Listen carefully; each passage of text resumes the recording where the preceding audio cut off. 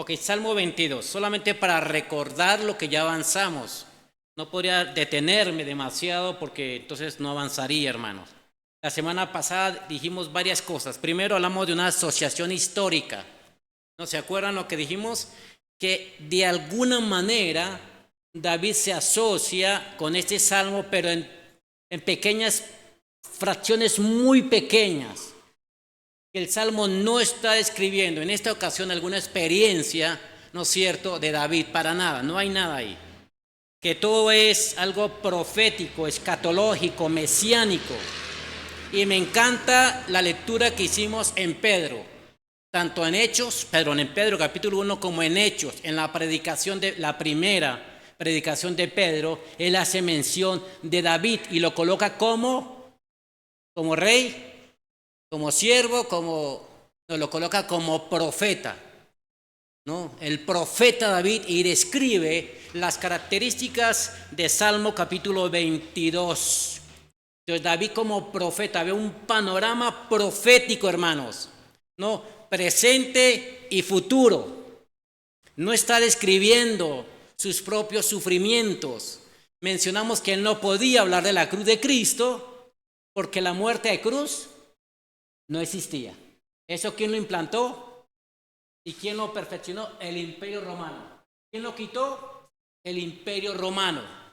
Uno de los emperadores dijo, no es correcto que el hombre muera tan indignamente, ¿no? Tan vulgarmente. Y él, ¿no?, por decreto quitó la muerte de cruz, ¿no es cierto? Entonces hay una asociación histórica. Mencionamos que este salmo se escribió alrededor de 1000 años antes de que Cristo fuese a la cruz, 1000 años, ¿no? También algún autor, algún escritor dijo que este salmo, el Salmo 22, es el tesoro de David, el mayor tesoro de David, Salmo 22. Escribió muchos otros salmos, escribiendo sus propias experiencias personales, ¿no es cierto? Pero en forma particular, el tesoro de los salmos de David es capítulo 22. Pero ¿se acuerda lo que dijimos capítulo 23 y capítulo 24? ¿Se acuerda que dijimos? Que son 3 salmos que van totalmente articulados y no los podemos separar.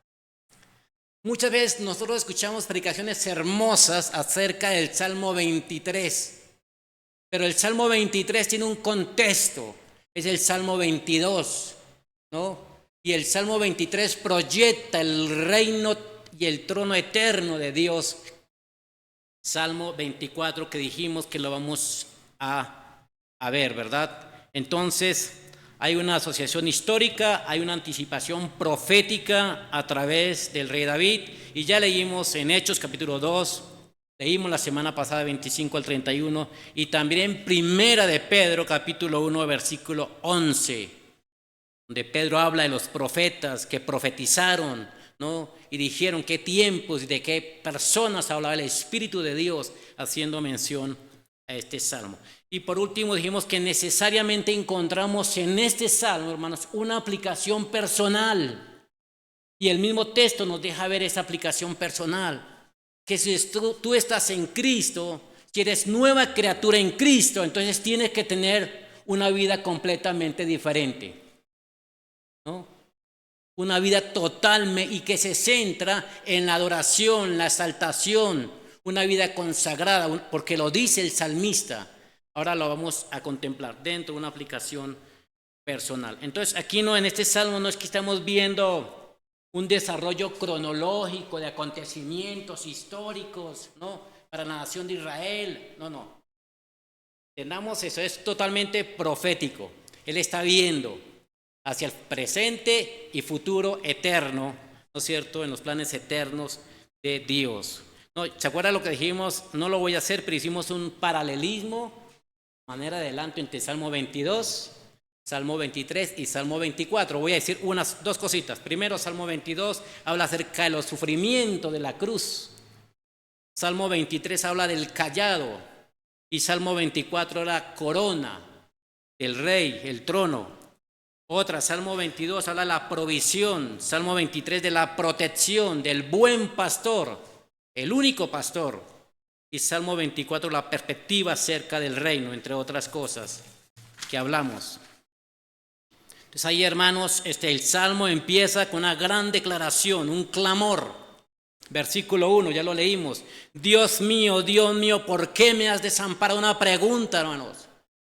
Es un clamor que sale lo más profundo del ser de Jesucristo, en estado ahí, ¿cierto? Estando ahí colgado, hermanos, ahí en el Gólgota. ¿Por qué estás tan lejos de mi salvación y de las palabras de mi clamor? Dios mío, clamo de día. Pero también clamaba de noche. ¿Se acuerdan que dijimos el jueves, ¿no es cierto? Creo que es jueves 4 de abril, ¿no? Jesucristo estuvo orando toda la noche con sus discípulos. ¿Recuerda que dijimos?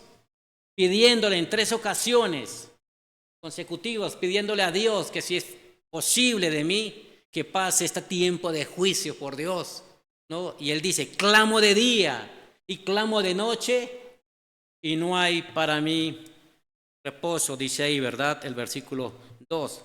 Y él da la explicación, ¿no? ¿Por qué Dios no escucha? Porque Él es santo. Y dijimos que Él lo repite varias veces, pregunta varias veces, quizás teniendo esa esperanza en algún momento de ser consolado en medio de su angustia, ¿no? En medio de su desolación personal. Quizás ustedes vieron, nosotros lo leímos, ¿no? En ti esperaron nuestros padres, esperaron y tú los libraste, ese capítulo, versículo 4. Clamaron a ti y fueron librados. Confiaron en ti y no fueron avergonzados, como teniendo una leve esperanza.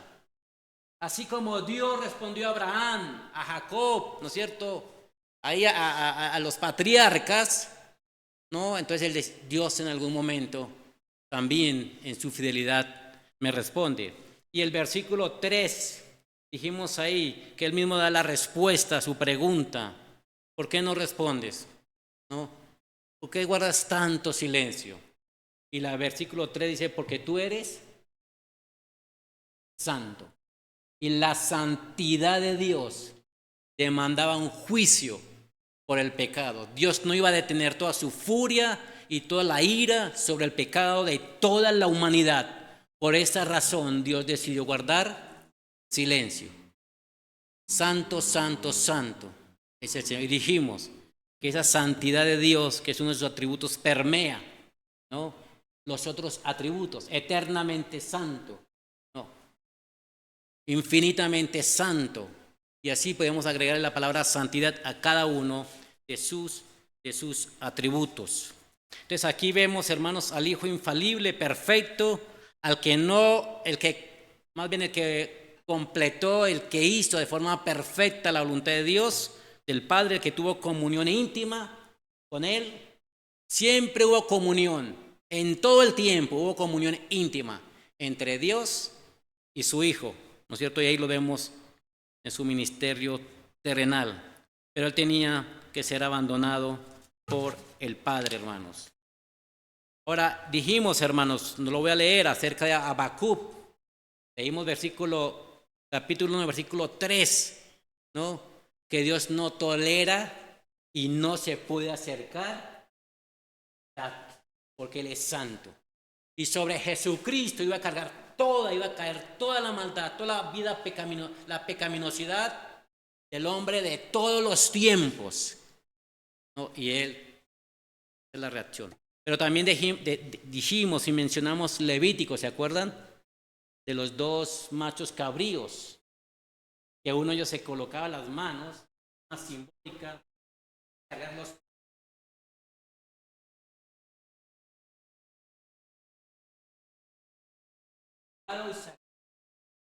Cierto, era por allá, que no podía habitar en medio del tabernáculo, presencia de Dios. Entonces, razón por la cual Jesucristo quedaba solo ahí en la cruz. Segunda de Corintios 5:21, el que no conoció pecado por nosotros se hizo pecado, para que nosotros fuésemos hechos justicia de Dios en Él, ¿no? El amor de Dios proveyó, ¿no es cierto?, lo que su santidad demandaba. Escucha bien, el amor de Dios proveyó lo que su propia santidad demandaba, que alguien debía pagar, ¿no? Pagar por el pecado. Hermano, no leímos esto que vamos a leer, vayamos a Job. Antes de vayan ustedes a Job, por favor, mientras Job capítulo 3. Mientras yo leo ya para cerrar un poquito esto, yo voy a leer versículo 6. Si ustedes buscan Job capítulo 3. Y mire lo que dice versículo 6. Mas yo soy gusano y no hombre. De forma adjetiva, Jesucristo está describiendo su condición en la cruz. ¿Alguno de ustedes se ha dicho en medio de una situación difícil, yo soy como un gusano? Así me ven los hombres, así ve mi familia, así ve mi esposa, así me ve la sociedad, así me ven mis hijos. Soy un gusano realmente. Dice oprobio, desprecio los hombres. Oprobio los hombres y despreciado el pueblo. Todos los que me ven me escarnecen. Algún comentario ofensivo, ¿no? Peyorativo hacen en contra de Jesucristo. Estiran la boca como un gesto de burla, ¿no? De forma facial. Y los argentinos hablan mucho con la boca y los colombianos hablan mucho con la boca también. Y pueden hacer gestos antisonantes con la boca, con expresión facial solamente, o con las manos, usted sabe, ¿no?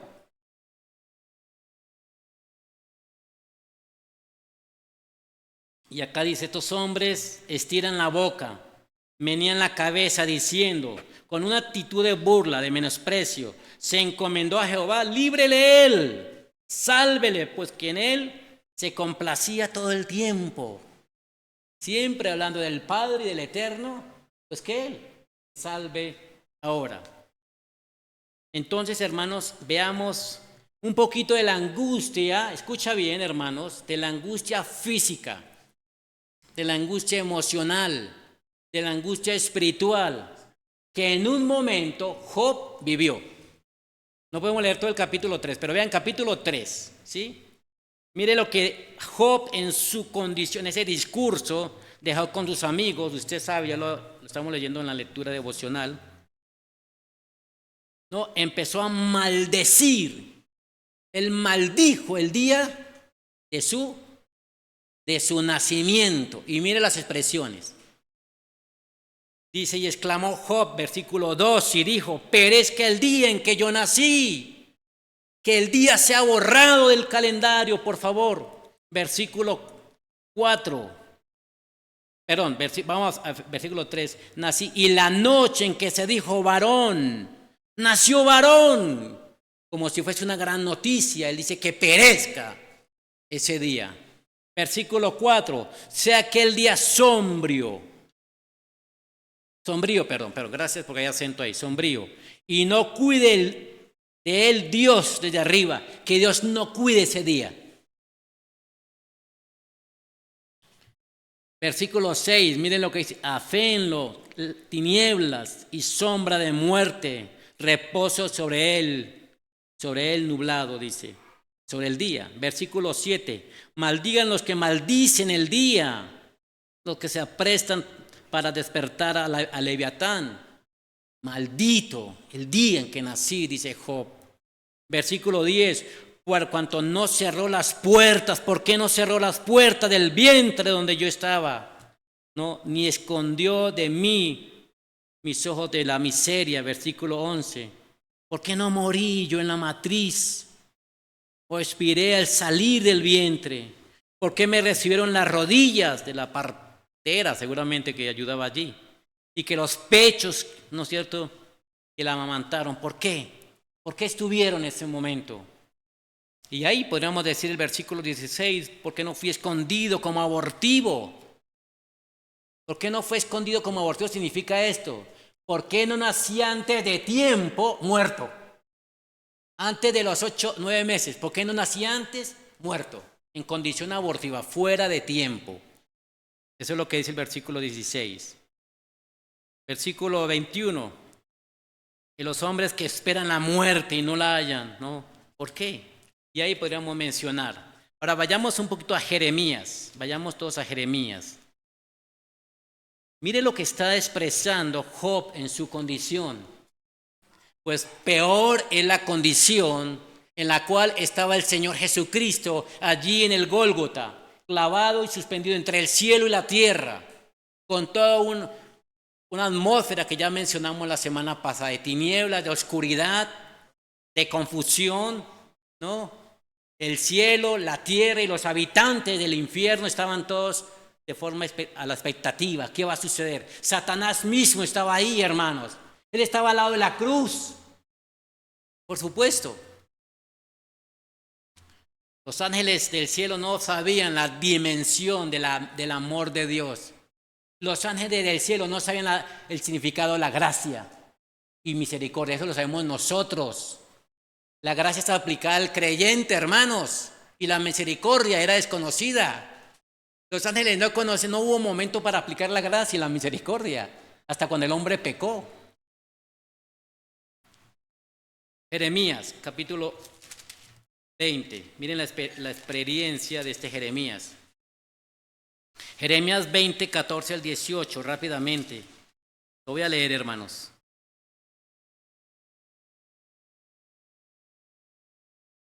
Dice, pero actué a causa, dice, perdón, estoy mal. Bien, Ezequiel. ¿Alguien lo tiene por ahí que lo lea? ¿Tiene? No. Jeremías 20, 14 al 18.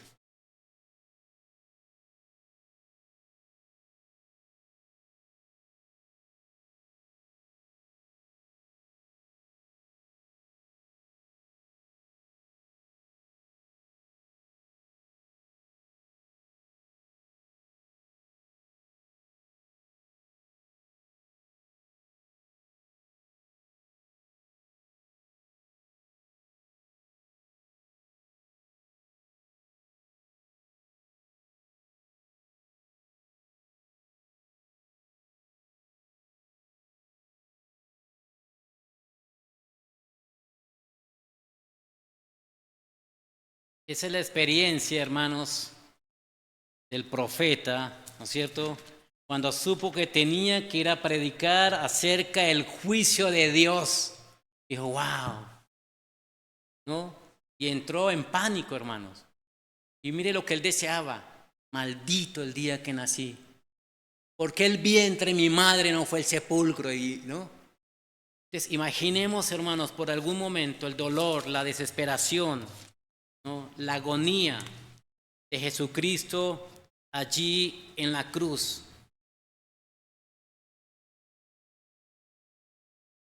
Versículo 9 del capítulo 22. Pero tú eres el que me sacó del vientre, el que me hizo estar confiado del que estaba en los pechos de mi madre.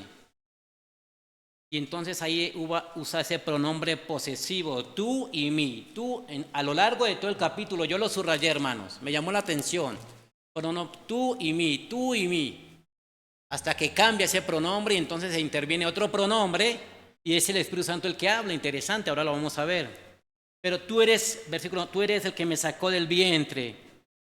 Pensando seguramente en ese nacimiento virginal, natural, ahí con María.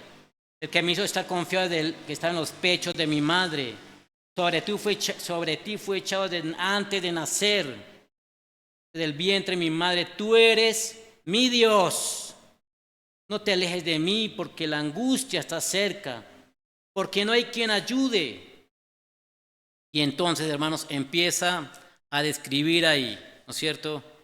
A describir ahí a sus enemigos. Me han rodeado muchos toros. Pareciera que no son toros como los que nosotros conocemos. Un toro de Lidia, por ejemplo, que son agresivos, imponentes y son formados, ¿no es cierto?, en su carácter de pequeños, de becerros para la lidia. Pareciera que son búfalos.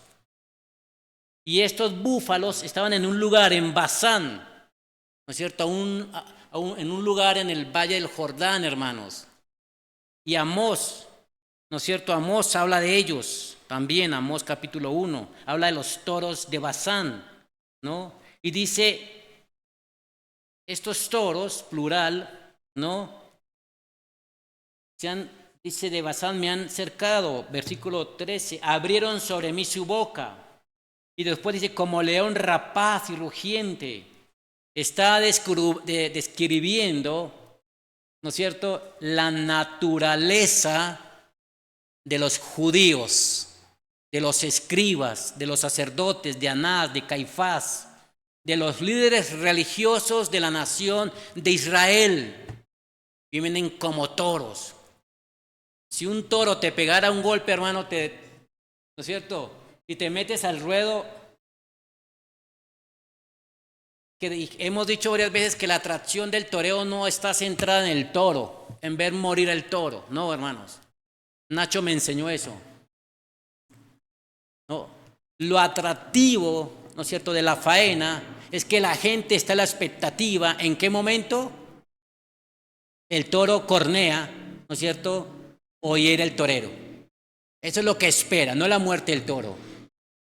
Increíble, Nacho lo aprendió, Nacho le encantó, tenía su lugar en la plaza ahí en Santa María y demás. La gente espera eso, una satisfacción cuando ve el toro, al torero, ¿no es cierto?, que fue corneado. Lo que queremos decir, hermano, si un toro llega a darte un golpe, este tipo de toros, ¿no es cierto?, te desarma, te mata con toda su furia. Y también dice, como león, rapaz y rugiente.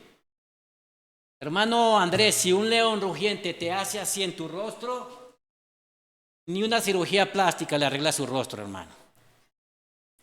Si se va sobre mi pobre esposa, este león pesa 300 kilos. Una sola mordida podría desprenderle su brazo. Lo que está queriendo decir aquí el salmista es la forma como se fueron sobre la persona Jesucristo. Literalmente a destruirle, acabar con él. Y Satanás estaba orquestando todo esto, hermanos. Ya había sido manifestado en varias ocasiones. Una de ellas, cuando él, ¿se acuerda cuando él les dijo? Ustedes son padre llano. Lanzo.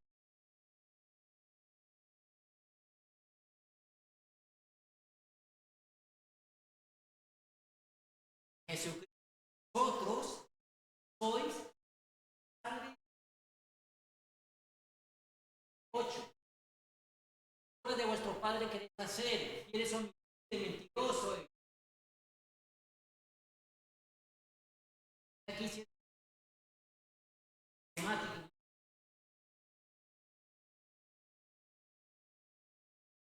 Matarle. Pues aquí están estos. No, he sido derramado como aguas. Y todos mis huesos se descoyuntaron. Ya lo explicamos la semana pasada, ese impacto sobre la vida física, biológica. Mi corazón fue como cera. Y dicen los médicos que literalmente el corazón se fracturó.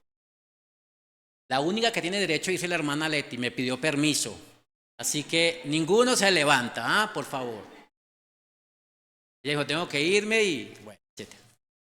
Pero ya vamos a avanzar, hermanos. Dice, hermanos, mi corazón como cera derritiéndose en medio de las entrañas.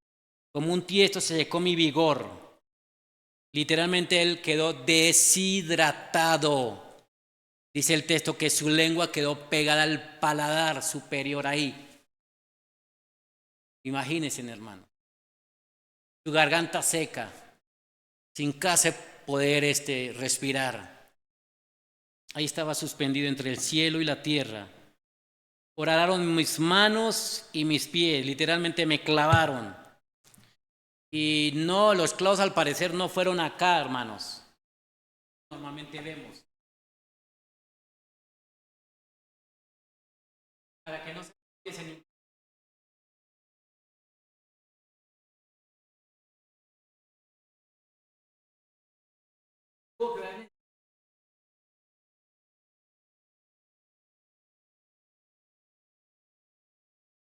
El dolor, hermano, un cortocircuito. cortocircuito, hermanos, ahí. Después de sus pies, uno primero y después el otro, uno encima del otro, hermanos. Los tipos no iban con un martillito ahí, ¿no es cierto? Y ahí tapándose los ojos y limpiándose las lágrimas. No, ellos eran especialistas en hacer que la gente que iba a morir en la cruz sufriera. Y por eso la Escritura no dice en vano, la muerte. ¿Muerte de qué? ¿Usted cree que está diciendo eso? Muerte y muerte de cruz.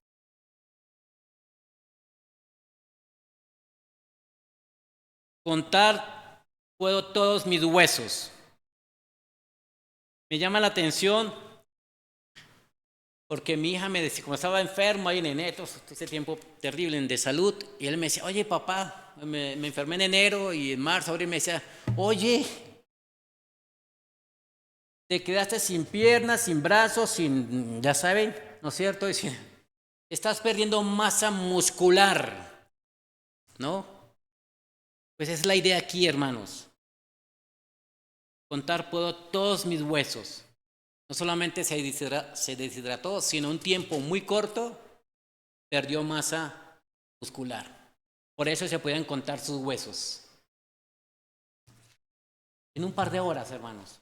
3 horas quizás. Eso habla de la intensidad del sufrimiento, la intensidad del dolor. Repartieron entre sí mis vestidos. Usted ya, pero me saltó un texto. Versículo 16. Porque perros me han rodeado. Se me han acercado cuadrilla de malignos. Los perros hace referencia a los, ¿se acuerdan a quiénes? A los gentiles que vinieron en manada como perros. Hoy tenemos los perros y son nuestras mascotas. Estamos mejor que nuestros hijos. Humanizamos a nuestras mascotas y duermen con nosotros. Y ya saben todas las cosas, usted sabe, los perros. Y lloramos y lamentamos. Pastor el otro día que vino a predicar, mi hija hace 2 meses murió la perra, o 3 meses, y aún se acuerda y se pone a llorar. Pero aquí eran perros con características muy diferentes, eran salvajes, carroñeros, que andaban en manada, y aquí me han cercado cuadrilla, ¿no? Eran estos hombres. Repartieron entre mí sus vestidos, usted tiene que entenderlo y tiene que leer los 4 evangelios, describen esto, sobre mí echaron suertes, porque los romanos querían romper la túnica y repartírsela, pero se dieron cuenta que era una túnica bastante costosa, muy buena. Vamos.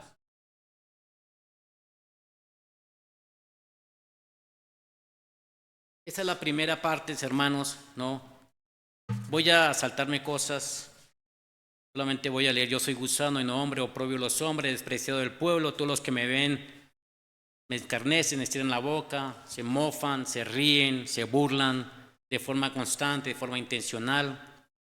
Y él fue acusado, hermanos, de un hombre blasfemo, fue acusado de comedor y bebedor, fue acusado de que quebrantaba la ley, no guardaba el día de reposo por Dios, que es este hombre que no guarda el sabbat. Lo acusaron de falso profeta, lo acusaron de enemigo del César, ¿no? Y lo acusaron hasta socio, mayoritario, ¿no? Cuando le dijeron, en el nombre de Belcebú echan demonios, socio, imagínate, él está asociado con Satanás, porque en nombre de Belcebú echa fuera demonios, ¿no? Lo señalaron de comer con publicanos. Le dijeron, miren a Jesús, come con rameras, come con prostitutas, come con publicanos. Nosotros tenemos que saber qué significa un publicano para entender lo que le querían decir a él. Mateo, publicano también entre ellos. Entonces, hermanos, el versículo dice, pero tú eres, ¿no? Sobre ti fui echado, tú eres mi Dios, no te alejes de mí, ¿no es cierto? Etcétera, etcétera.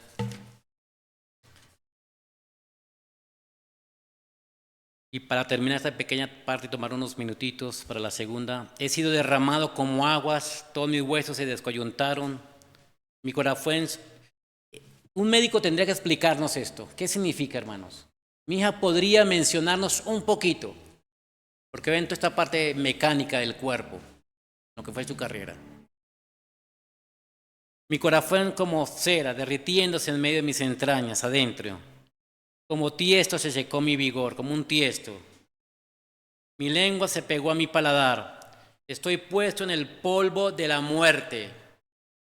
Literal, a punto de morir. ¿No es cierto? Perforaron mis manos y mis pies. Contar todos mis huesos. Repartieron entre mí, ¿no es cierto?, mis vestidos y sobre ellos echaron suertes.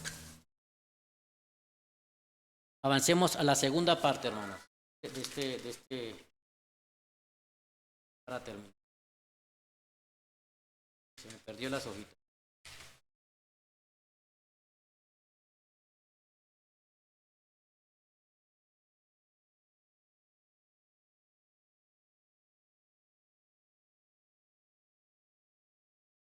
Acabo de mencionar de la semana pasada, hermanos. Ahora, esta semana, hermanos, versículo 19. Voy a hacer muy rápido, hermanos, para no tomarles el tiempo. Versículo 19, entonces ahorita acabamos de mencionar un grito, el grito de dolor en la cruz, el grito de desesperación en la cruz. Elí, Elí, lama sabactani. ¿Por qué? ¿Por qué, Dios, me has desamparado? Dios mío, ¿por qué me has desamparado? Pero ahí, hermanos, ahora la segunda parte va a terminar con la palabra tetelestai. ¿Qué significa? ¿Se acuerdan? ¿Se acuerdan? ¿Qué significa? Consumado es. La obra completa ha sido acabado, ha sido terminado. He pagado de forma satisfactoria las demandas de Dios. Y miren el versículo 19. Mas tú, Jehová, no te alejes. Él está hablando, Jesucristo, fortaleza mía, apresúrate a socorrerme. Ahí en el versículo 19 al 21, líbrame de la espada mi alma, del poder del perro mi vida, sálvame de la boca del león y líbrame de los cuernos, ¿no es cierto?, de los búfalos. Ahí voy a mencionar rápidamente. Está diciendo Jehová, oh Dios, no te alejes de mí. Fortaleza mía, apresúrate a socorrerme. Líbrame de la espada mi alma. Esta espada puede simbolizar dos cosas. Primero, hermanos, podría simbolizar el poder del Estado romano frente a su ejecución. O podría significar el poder del juicio de Dios sobre su vida. Podrían significar las dos cosas. Líbrame de la espada mi alma. Wow. Después, líbrame del poder del perro. Dijimos, ¿quiénes son los perros? De forma figurada, exactamente, de los gentiles, de los romanos. Líbrame de la boca del león. Puede significar los judíos y toda su cúpula espiritual, o puede significar todas las acechanzas de Satanás para acabar con él antes la cruz. Líbrame los cuernos de los búfalos, de los toros, indudablemente hablar de los judíos. Y observe conmigo, hermanos, Hebreos, vayamos rápidamente a Hebreos. Hebreos capítulo 5. Entonces, esa segunda parte podríamos hablar el grito de victoria en la cruz, el tetelestai, una obra completa. Pero mire Hebreos, hermanos, que me llama mucho la atención, porque Hebreos toma muchas partes de este salmo. Hebreos capítulo 5, el verso 7, 5-7, dice, y Cristo, ahí dice el autor de Hebreos que quién es, no sabemos. Y Cristo en los días de su carne, ofreciendo ruegos, escucha bien, y ofreciendo súplicas con gran clamor y lágrimas al que le podía librar de la muerte. Con gran clamor y con lágrimas. con súplicas al que le podía librar. Fue oído a causa de su temor reverente. Finalmente Dios sí le escuchó. Finalmente Dios sí le respondió, por supuesto, hermanos. Claro. Entonces, ahí vemos esa esperanza puesta en el Dios de su salvación. Versículo 22 al 24, ¿no? De la angustia al triunfo. Me encanta esto, hermanos. Dice, anunciaré tu nombre a mis hermanos. Él está comprometiéndose con Dios a esto. Anunciaré tu nombre a mis hermanos. ¿A quiénes hermanos? ¿Quiénes son los hermanos de Jesús? ¿Qué pueblo? Los judíos. Anunciaré al pueblo de Israel. Anunciaré a los judíos tu nombre. En medio de la congregación te alabaré. En medio de la asamblea te alabaré. ¿Qué significa, hermanos? Que nosotros cuando estamos reunidos y cuando estamos alabando y cuando estamos cantando y cuando estamos exaltando, Jesucristo está presente. No lo dudes, hermanos, por favor. Cuida tu corazón, cuida tu actitud, cuida tu entrega a Dios cuando realmente te acerques a Él, sabiendo que Él está. ¿No? Entonces, hermanos, lo que este salmista está haciendo es esto, hermanos. Está haciendo una declaración, pero esa declaración tiene dos puntos. La primera, hermanos, miren, los sucesos en la cruz, el sufrimiento de la cruz y las victorias después de la cruz. Y él lo coloca como acto seguido, proféticamente. Pero ese tiempo, hermanos, hay varios sucesos en ese tiempo. Entre que Cristo, escuchan bien, murió, fue sepultado, resucitó, ¿no es cierto? Subió al trono, a la gloria del Padre, ¿no? Ocurre primero eso, después ocurre todo el tiempo de la iglesia y después ocurre esto. Pero el profeta lo ve y lo ve en un solo evento. Y lo expresa ahí. Anunciaré tu nombre a mis hermanos, en medio de la congregación te alabaré. Y miren, los que te temen, los que temáis a Jehová, alabadle. Glorificadle, descendencia toda de Jacob, y temele vosotros, descendientes toda de Israel. Estamos viendo el viernes, que es interesante, porque Jesucristo, después de la resurrección, estuvo 40 días entre el pueblo de Israel. Entre el pueblo de Israel. Y Hechos capítulo 1, versículo 3 dice que él estaba anunciando el evangelio del reino. Anunciando el evangelio del reino, anunciando el evangelio del reino. ¿Cuál es el evangelio del reino? El evangelio de la cruz de Cristo. Ese es el evangelio del reino. Pero en el mismo contexto, los apóstoles no entendieron, solamente escucharon que él estaba y le preguntaron, Señor, ¿cuándo establecerás el reino? Tiempo. No estoy hablando de ese reino. No se preocupen, yo estoy hablando, tienen que ir a predicar el evangelio cuando venga sobre vosotros el Espíritu Santo de Dios y me seréis testigos de Samaria, de tierra. No les importa. Los reinos.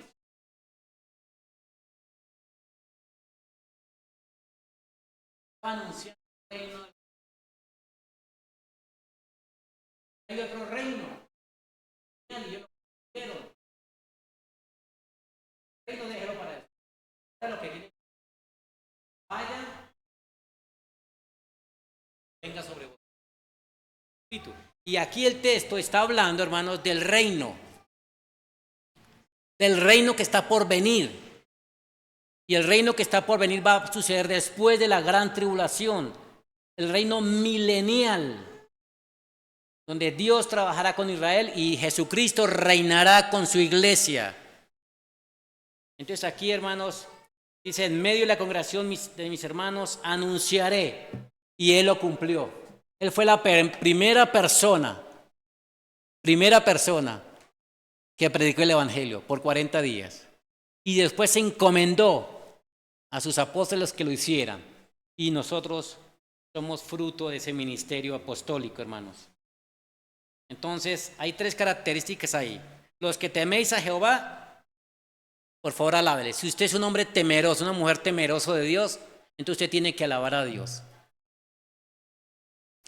Descendientes de Jacob, glorificarle. Si usted, hermanos, es un hijo espiritual, aquí es literal, Israel, pero si usted es un hijo espiritual, glorifique a Dios.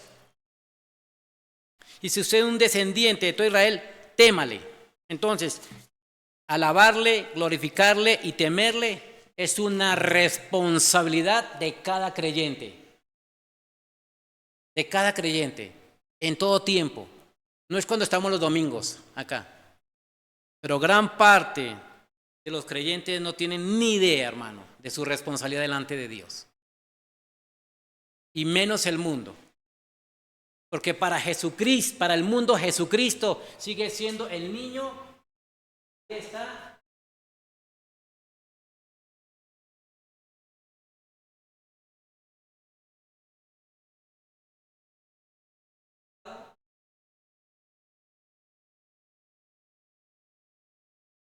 Otras cosas. Pero no ven a Jesucristo, hermanos. Y vivimos en medio de una cultura religiosa. Vaya a predicar usted el Evangelio y lo primero que te van a decir es que yo soy católico. Yo soy católico, sí, eso sí quiero que entienda, quiero que me respete, yo también te voy a respetar. Yo prediqué ayer el Evangelio a una persona, yo entiendo y te respeto, ¿no? Pero tienes que saber que yo soy católico.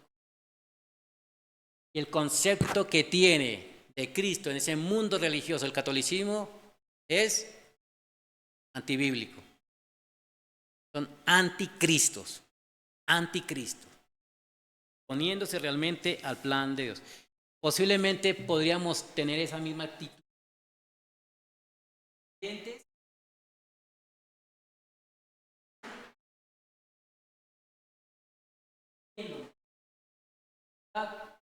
Dios. Entonces formamos nuestro propio esquema de valores y creencias y de dogmas y hacemos una imagen, ¿no? Y a ese le decimos cristianismo. Hacemos toda una imagen con nuestros dogmas prestados y verdades sacadas fuera de contexto y hacemos nuestro propio.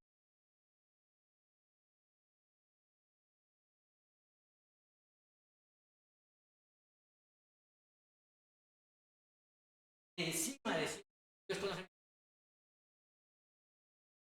lo que Dios conoce mi corazón y Dios conoce las intenciones de mi corazón. Terrible, hermanos. No estamos teniendo ni idea de lo que estamos diciendo delante de Dios. Porque nuestro corazón, ¿qué es? ¿Qué es? Es engañoso y es perverso y es malo. Eso es lo que dice Jeremías 17:17. Y malintencionado. Y todo lo que usted quiere, hermanos. Las filosofías de este mundo, relativismo, hedonismo, no pluralismo, materialismo, ahí, atacando nuestro corazón. Y encima decimos, Dios conoce nuestro corazón. Y decimos, lo más importante son las intenciones, ¿no? Cuidado, hermanos. No nos estemos, por favor, engañando. Versículo 25, hermanos, ahí ya para ir cerrando. De ti será la alabanza en la congregación, de ti será la alabanza en la congregación, en la iglesia, hermanos.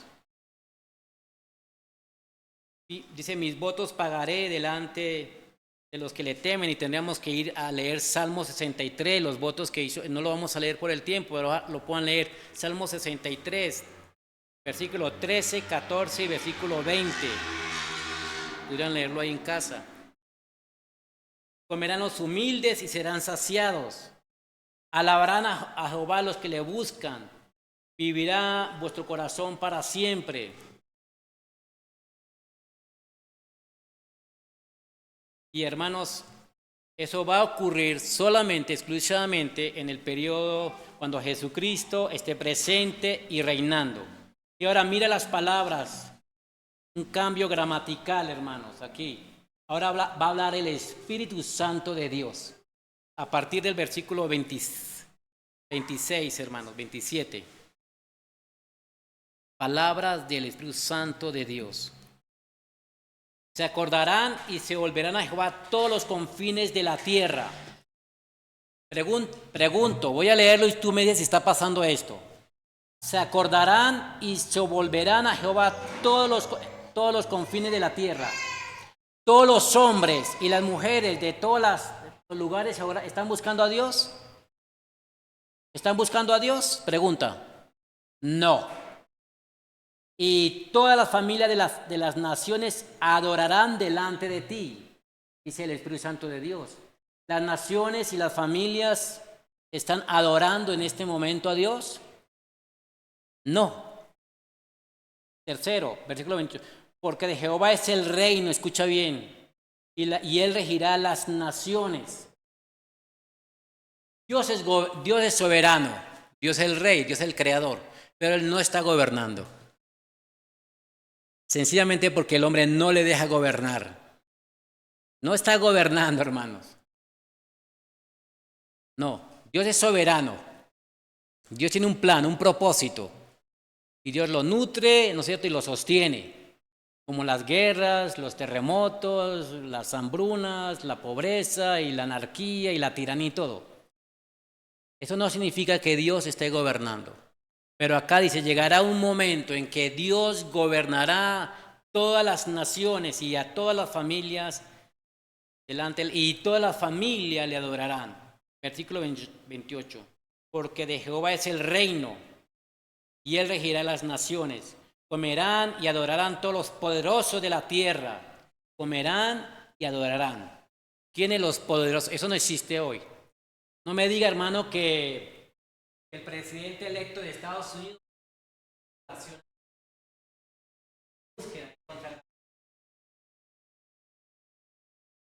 no esperemos eso, hermano.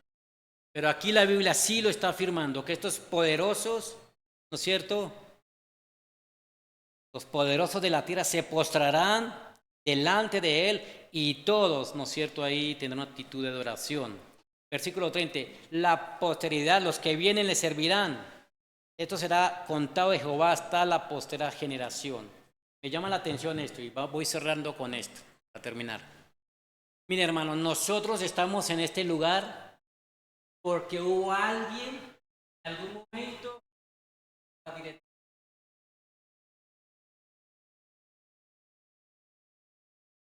responsables. Tú eres el responsable de Jesús. Tú haces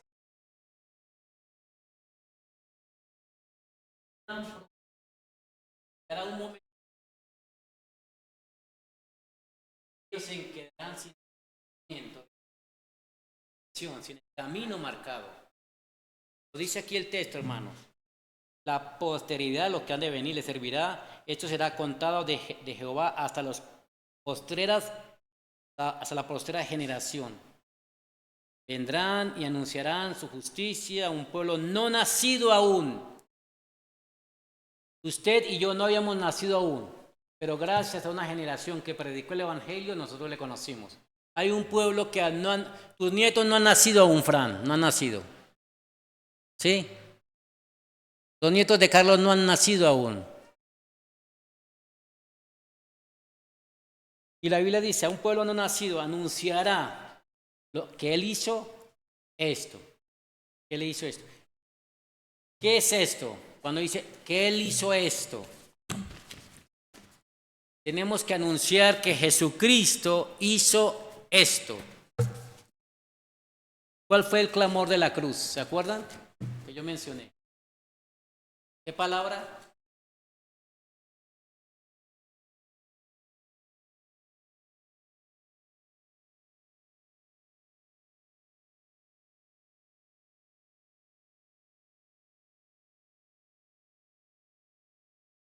Que él hizo esto. Él consumó la obra perfecta de Jesús. Que por esa razón yo tengo vida eterna. Que por esa razón, hermanos, yo estoy comprometido con Dios para adorarle. Dios no va a esperar menos.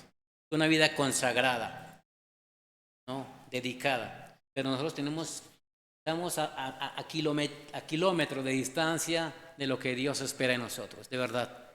Venimos, nos reunimos, adoramos, ofrendamos, pero casi siempre lo hacemos bajo mi propia voluntad, no bajo la dirección, el tiempo y el esquema, el plan de Dios. Vamos a orar. Querido Señor, gracias por este salmo increíble. Muy poco tiempo, Padre Celestial, porque una carga teológica demasiado fuerte. Tiene que ver con el plan eterno de Dios para la salvación de los hombres de todos los tiempos, desde Génesis hasta el último hombre que va a nacer. Y a veces decimos que los salmos son pequeñas reflexiones o pequeños devocionales. No es así. Aquí hay una carga teológica muy fuerte. Habla, Señor David, allí de forma profética, de la obra de Jesucristo en la cruz, de la ira de Dios, del juicio de Dios, del desamparo de Dios sobre la persona de Jesucristo. Pero después Dios habla de las glorias de la cruz y se proyecta, Señor, a un gobierno, Señor, milenial, un tiempo donde Él reinará a todas las naciones. Y dice la Escritura que todas las familias de la tierra y que todos los poderosos de la tierra se someterán y le adorarán. Eso no está ocurriendo hoy, eso es futuro. Hoy la adoración para un Dios trino proviene única y exclusivamente por parte de la iglesia, única y exclusivamente. Nadie puede buscar a Dios, nadie le puede adorar, nadie le puede saltar, solamente la iglesia. Los santos, los fieles, los que han sido perdonados, somos nosotros. Pero a veces nuestra adoración, Señor, es tan pobre, tan raquítica, tan centrada solamente en el pensamiento intelectual, entre la palabra escrita solamente, sin gozo, sin regocijo, sin santidad, sin compromiso. Y a veces, Señor, no valoramos lo que tú hiciste en la cruz, el sufrimiento, la angustia, el padecimiento, la forma física como quedaste en la cruz. Bendice a tu amada iglesia, Señor, en este lugar, por favor. Necesitamos de tu intervención cada día y debe sostenernos, Señor, en la fe. Por favor. Oramos en Cristo Jesús. Amén. Ok, gracias, hermanos. Mario.